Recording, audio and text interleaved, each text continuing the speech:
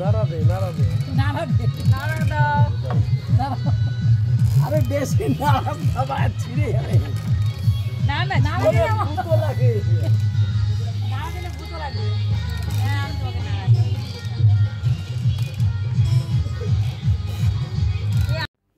Happy weekend বন্ধুরা। বেড়াতে যাওয়ার কথা মনে হলেই কিন্তু মনটা বলো আনন্দে খুশিতে ভরে ওঠে। তাহলে অনেক দিন বাদে বেরোচ্ছি, আর এবারের ডেস্টিনেশান হচ্ছে মৌসুনি আইল্যান্ড। বেশ অনেক দিনের ইচ্ছা ছিল, চলো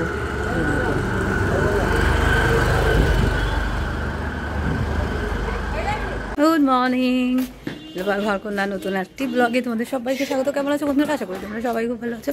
আর এখন কিন্তু আমরা বেরোচ্ছি, বললাম না ট্যুরে যাচ্ছি। কোথায় যাচ্ছি কি করছি সবই দেখতে পাবে। আর এই দেখো ব্যাগটা রেখে চলে যাচ্ছিল, ভুলে গেছি। এই সোফার উপর আছে আমাদের ব্যাগটা, সোফায়।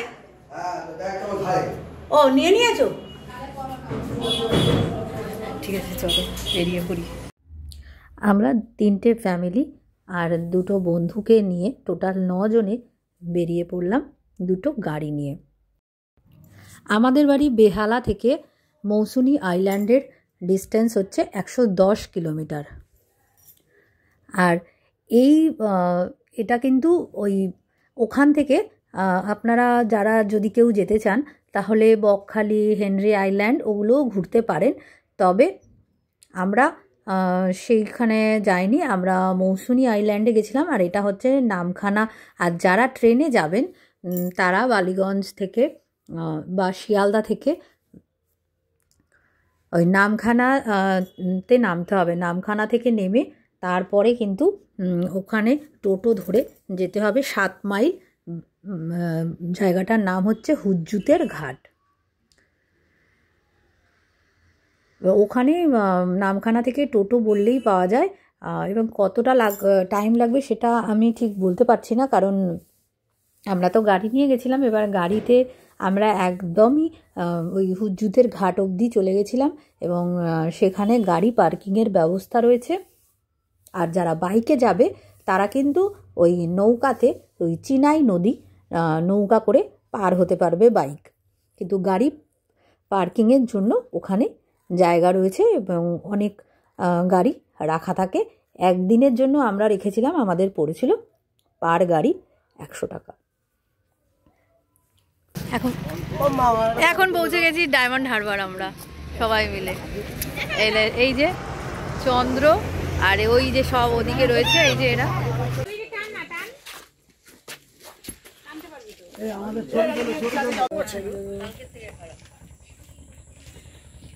আমরা এখন পৌঁছে গেছি হুজ্জুতের ঘাট।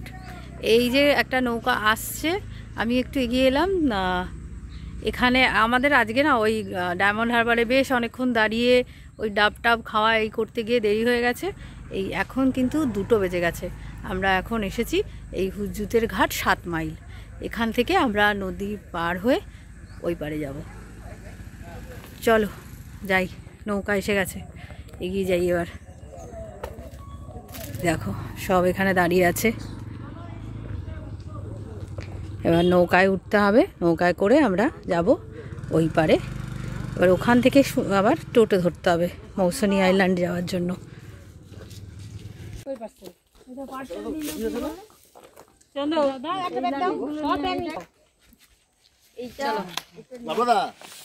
কি রোদ্দুর, পুরা রোদ্দুর।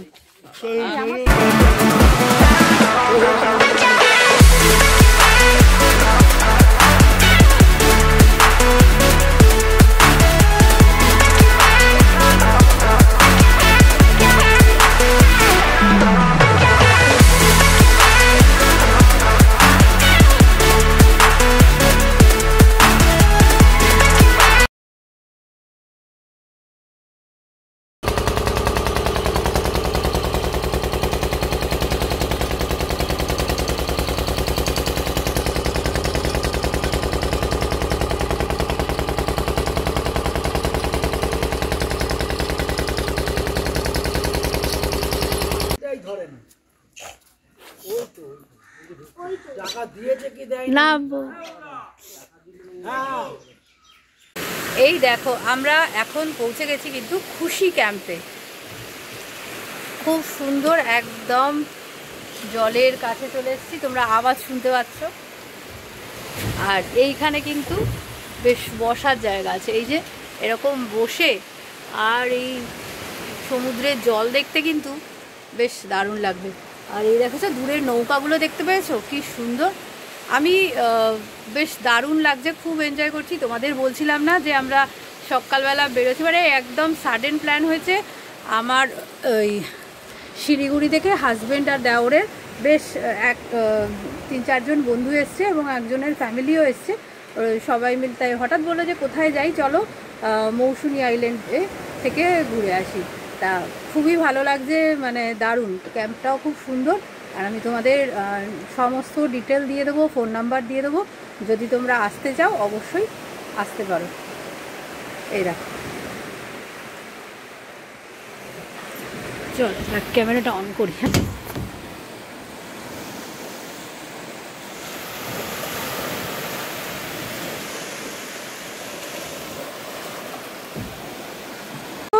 মানে আজকে খুবই লেট হয়েছে, মানে সকালবেলা আমরা ঘুম থেকে, ওরা এসছে কালকে রাত্রিবেলা, এবার তারপর ডিনার করে আমাদের আস্তে আস্তে মানে ঘুম ভাঙতেই আজকে 8টা বেজে গেছে। তারপর আমরা বাড়ি থেকে বেরিয়েছি 10টা। তার মধ্যে আবার ডায়মন্ড হারবারে দাঁড়িয়ে ওখানে আবার একটু ফটো তুলতে গিয়ে ওখানেও আবার বেশ কিছুটা সময় গেছে। এই মোটামুটি এখন মানে 2:30 বেজে গেছে, আমরা এখন এসে পৌঁছে গেছি। এই রুমগুলো সবাই নেওয়া হয়ে গেছে আর খুব জোর খিদে পেয়ে গেছে। এবার আমরা লাঞ্চটা করে নিই, লাঞ্চ করে তারপরে আবার তোমাদের সাথে আসছি, চলো।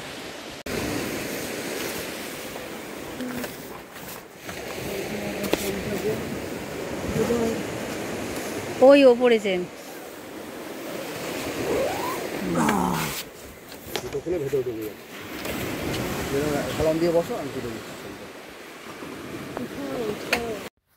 এই দেখো, এখানে কিন্তু রুম ছাড়া এরকম টেন্টেও থাকার ব্যবস্থা আছে।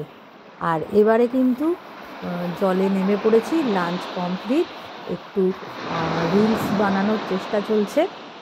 আর সমুদ্র দেখলেই তো জানো, একটু জলে না নামলে তবে ভালো লাগছিল বেশ। এখন কিন্তু অনেকটাই বিকেল হয়ে গেছে, 4:30 প্রায় বাজতে চলেছে, যতটা আর কি জলে নেমে আনন্দ করা যায়। আর এখন কিন্তু এরপরে আস্তে আস্তে জোয়ার আসছে। আর দেখো সন্ধে হয়ে গেছে, এরপরে এই এখন একটু দোলনায় দুলছি, তারপরে চাটা খাবো সন্ধ্যেবেলা। ওরা আর আমাদের এটা এখানে হচ্ছে যে পার পারসন 1200 টাকা, তাতে রয়েছে লাঞ্চ, ইভিনিংয়ে হচ্ছে মুড়ি আর ওই পকোড়া দেবে, একটু চানাচুর পেঁয়াজ দিয়ে মাখিয়ে দেবে মুড়ি আর পকোড়া, ওই একটু পেঁয়াজি বা বাঁধাকপির পকোড়া এরকম, তার সাথে হচ্ছে চা। এবার যদি ইভিনিংয়ে কেউ বারবিকিউ করলে তার জন্য পার কেজিতে 500 টাকা করে চিকেন। তা সন্ধ্যাটা আমরা বেশ ভালোভাবেই আজকে এনজয় করলাম। আর আমি তোমাদেরকে সমস্ত ফোন নাম্বার ডিটেলটা দিয়ে দেবো। আর বিভিন্ন রকম মানে আলাদা আলাদা রয়েছে, টেন্টের ভাড়া আলাদা। আর আমরা যে রুম নিয়েছিলাম, আমরা 4টে রুম নিয়েছিলাম, তা আমাদের রুমগুলো আলাদা ছিল। এখানে কিন্তু পার্সন মানে হেড হিসাবে, রুমের কোনো আলাদা চার্জেস নেই, পার পার্সন হেড হিসাবেই কিন্তু ভাড়াটা নেওয়া হয়। আর তার সাথে ইনক্লুডিং থাকে লাঞ্চ, ইভিনিং স্ন্যাক্স আর হচ্ছে ডিনার, পরের দিনের ব্রেকফাস্ট। এই দেখো বেশ অনেকটা সময় কেটে গেছে, আমরা অনেকক্ষণ বসেছিলাম। আর এই এখন কিন্তু হবে বারবিকিউ। আর আকাশটা দেখেছো কি সুন্দর লাগছে না? আর এই হোটেলটা কিন্তু এত সুন্দরভাবে লাইটিং দিয়ে সাজানো, বেশ দারুণ, সন্ধেবেলাটা খুব দারুণ পরিবেশটা লাগছিল। এই দেখো এবার কিন্তু আমিও নেমে পড়েছি এই ইয়েগুলো কাবাবগুলো বানাতে।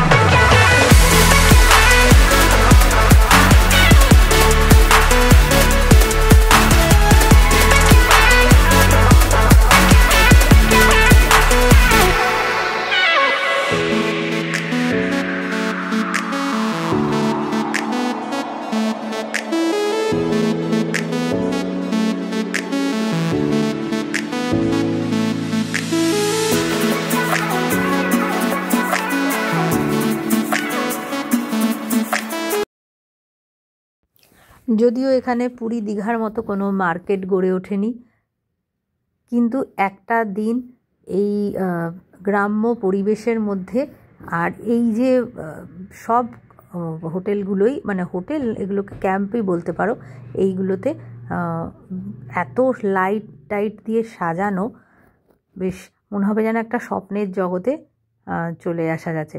আর যদি মানে কাপলরা আসলে তো একটা দিন ভালোই লাগবে, একটা সম্পূর্ণ নিরিবিলি নিজেদের মধ্যে কাটানোটা, সময় কাটানোটা খুবই ভালো ব্যাপার।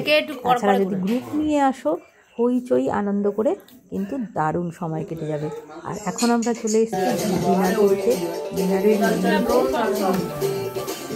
চিকেন কষা, আর যে রুটি খাবে ভাত খাবে, ডাল, আলু ভাজা আর চিকেন।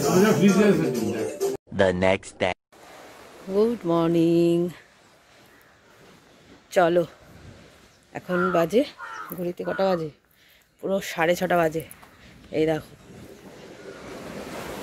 দেখবে এখন জলের কাছাকাছি চলে এসেছি। এই দেখো কতটা জল এসছে, দেখবে? এই দেখো একদম নিচ অব্দি জল চলে এসছে।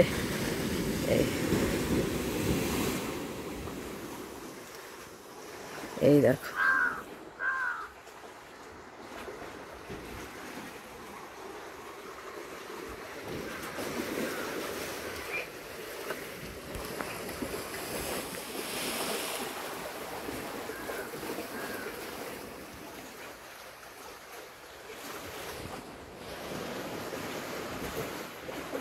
ওই দূরে কত ছোট ছোট নৌকা, সব মাছ ধরার জন্য মনে হয় দাঁড়িয়ে আছে, সব জলের মাঝখানে, অনেকটা দূরে, এটা দেখা যাচ্ছে না।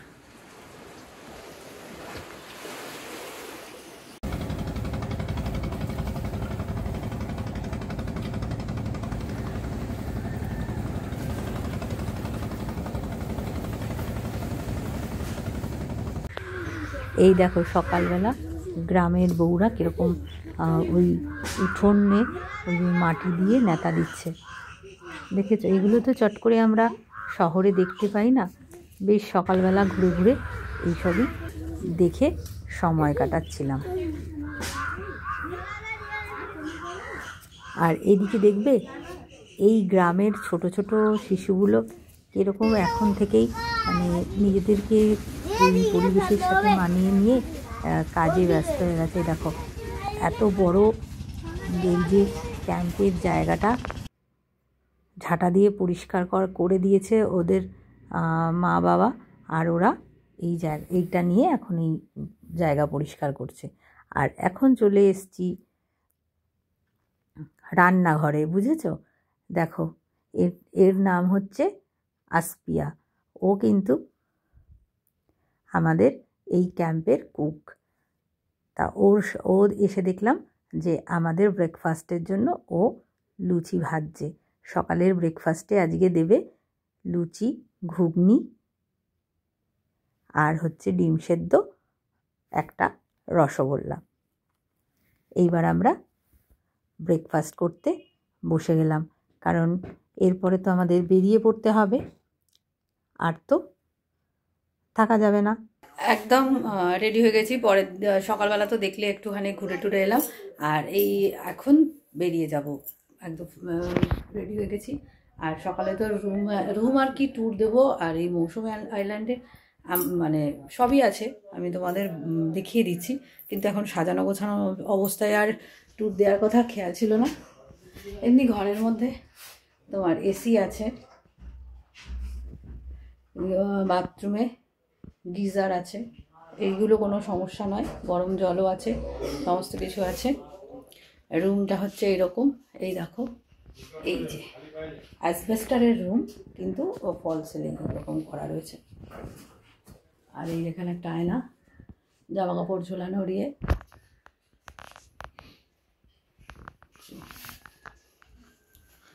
চলো, আর ওই ক্যাম্পগুলো তো তোমাদের আগেই দেখিয়ে দিয়েছি ক্যাম্পগুলো কীরকম হয়। ওইগুলো ক্যাম্পগুলোর সাথে এগুলো হচ্ছে প্রত্যেকটা রুমের সাথে কমন অ্যাটাচ বাথরুম আছে। আর ক্যাম্পে যারা থাকবে তাদের জন্য বাইরে কমন ওয়াশরুম। কালকে তো এসে আর ওয়েলকাম ড্রিঙ্ক খাওয়া হয়নি, বুঝেছো? এসেছি তো 3টের সময়, আর এখন এটা বিদায়ী ড্রিঙ্ক। এই যে এখন মোটামুটি 11টা বাজে। কোন নিচে যাবি? ও, ওখানে তো জল, এখন তো নামাই যাবে না।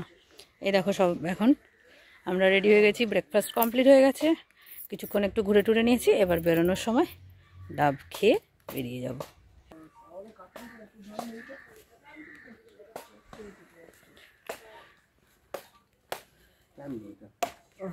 ওটা হবে না, আমাদের কাটারিতে এত ধার নেই, কিন্তু ধার দিতে হয়। এরা 10 বার মার্চি সেট করে কেটে বালি দিয়ে ধার দিলেই ধার হয়। বালি দিয়ে ধার দিতে হয় না, এই বালির লাইন।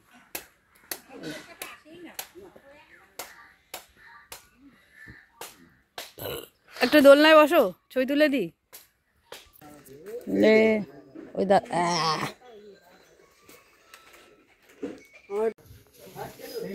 চলো